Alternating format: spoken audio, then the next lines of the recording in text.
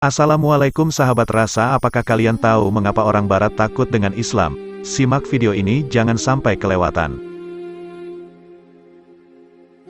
Pada tanggal 20 Juli tahun 2004, International Herald Tribune menurunkan tulisan Craig S. Smith, berjudul Europe Fears Threat from its Converts to Islam. Artikel itu bercerita tentang dua pemuda Prancis, bernama David dan Jerome yang masuk Islam dan akhirnya ditahan karena tuduhan terlibat jaringan terorisme internasional. Kasus dua bersaudara itu diangkat sebagai representasi betapa perlunya masyarakat Eropa mencermati dan waspada terhadap kecenderungan meningkatnya konversi penduduk asli Eropa ke dalam Islam, setelah peristiwa tanggal 11 September tahun 2001. Tahun 2003, Dinas Rahasia Prancis memperkirakan ada sekitar 30.000–50.000 orang Prancis yang masuk Islam. Sebenarnya tidak ada yang terlalu istimewa pada fenomena perpindahan agama di Barat. Sebab, Kristen sendiri sudah merupakan agama nominal di sana. Banyak orang Barat menjadi ateis, Islam, agnostik, atau memeluk berbagai aliran kepercayaan Timur. Di Amsterdam, sebagai misal, 200 tahun lalu, 99% penduduknya beragama Kristen. Sekarang, hanya tersisa sekitar 10% saja yang dibaptis dan ke gereja. Sebagian besar mereka sudah tidak terikat lagi dalam agama atau sudah menjadi sekuler. Di Prancis, yang 95% penduduknya tercatat beragama Katolik, hanya 13%-nya saja yang menghadiri kebaktian di gereja seminggu sekali. Pada 1987, di Jerman, menurut laporan Institute for Public Opinion Research, 46% penduduknya mengatakan bahwa agama sudah tidak diperlukan lagi. Di Finlandia, yang 97% Kristen, hanya 3% saja yang pergi ke gereja tiap minggu. Di Norwegia, yang 90% Kristen, hanya setengahnya saja yang percaya pada dasar-dasar kepercayaan Kristen. Juga, hanya sekitar 3% saja yang rutin ke gereja tiap minggu. Jadi, agama sebenarnya bukanlah aspek penting dalam peradaban Barat. Tetapi, mereka tetaplah pemeluk Kristen, yang menyimpan memori sejarah, fobia, terhadap Islam, sebagaimana banyak diungkap Abdul Hadi W.M. Karena itu, perpindahan agama dari Kristen nominal menjadi Islam, menjadi sorotan dan kajian khusus. TV1 Malaysia, Ramadan lalu, menurunkan laporan tentang Islam di Eropa. Sejumlah mualaf diwawancarai, di antara mereka mengaku mengalami diskriminasi dan pengucilan dari lingkungannya setelah memeluk Islam.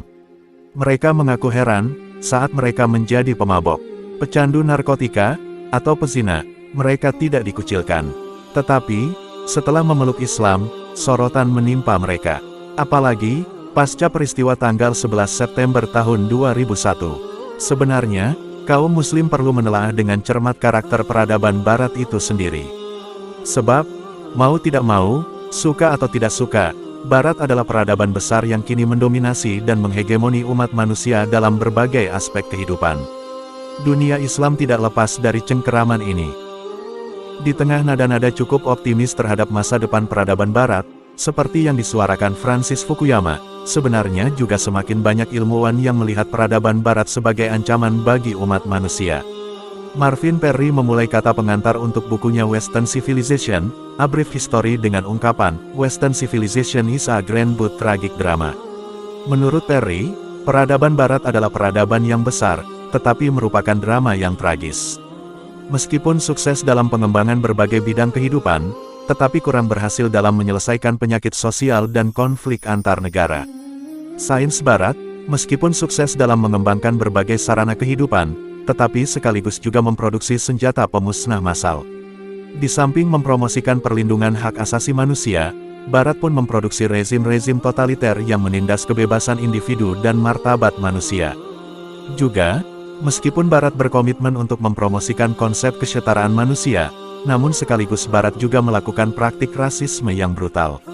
Naquib Al-Atas dalam buku Powerful Ideas, Perspectives on the Good Society, 2002, yang menghimpun gagasan pemikir-pemikir besar dalam sejarah manusia, seperti Sophocles 495-406 sm, Thucydides 460-400 sm, Plato 428-348 sm, Aristotle 384-322 sm, Confucius 551-479, Adam Smith tahun 1723 sampai tahun 1790, Immanuel Kant tahun 1724 sampai tahun 1804, Karl Marx tahun 1818 sampai tahun 1883, Nelson Mandela, Edward Said tahun 1935 sampai tahun 2003, menyebut problem terberat yang dihadapi manusia dewasa ini adalah hegemoni dan dominasi keilmuan knowledge Barat yang mengarah pada kehancuran umat manusia. Satu fenomena yang belum pernah terjadi dalam sejarah umat manusia. Sepanjang sejarahnya, manusia telah menghadapi banyak tantangan dan kekacauan. Tetapi, belum pernah mereka menghadapi tantangan yang lebih serius daripada yang ditimbulkan oleh peradaban Barat saat ini. Kekacauan itu, menurut Al-Atas, bersumber dari sistem keilmuan Barat itu sendiri, yang disebarkan ke seluruh dunia.